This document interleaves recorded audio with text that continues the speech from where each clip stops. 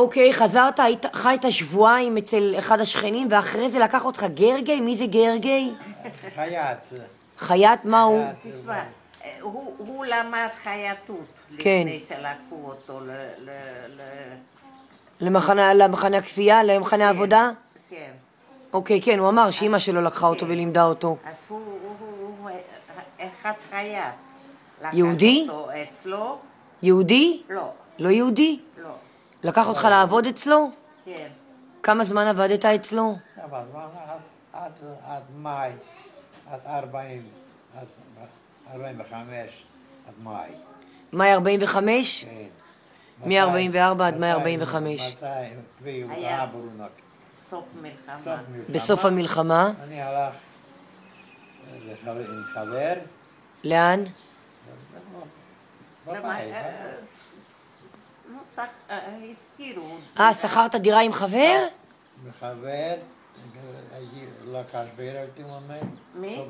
בירתים, סובתי דוגוס. כן, ועבדו שם חייטות לבד. יפה. גם כן היה חייט, החבר. חבר, חייט. וככה אמרת שהתחלת לעבוד? בעלה של ציבונני. מי זאת ציבונני? את לא מכירה? לא מכירה? תגידי אולי שם אחר, אני לא יודעת מה זה השם הזה. היא הייתה שם בחתונה. לא זוכרת מי זו. לא זוכרת. אוקיי, סבא, תספר, איך הכרת את סבתא? היית בן כמה?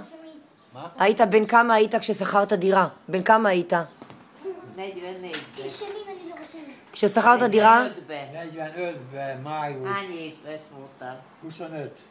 25. בן 25 היית כששכרת דירה? 25. 25. יפה. כן. ועבדת, ומה היה אחר כך? הכרת את סבתא מתי? מתי? בן כמה הכרת את סבתא?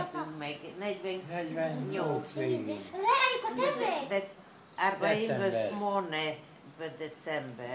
דצמבר 48? כן. וכל השנים האלה, מה? כל השנים האלה פשוט עבדת? היית לבד ועבדת? הוא עבד חייט, ואני הייתי אצל קטיה, אירנקנני. כן. מגדרה. מ-46 עד 49. היא גידלה אותך? התחתנה ולקחה אותי איתה? מאמא, ושם אני גרתי אצלה 3 שנים. וואו.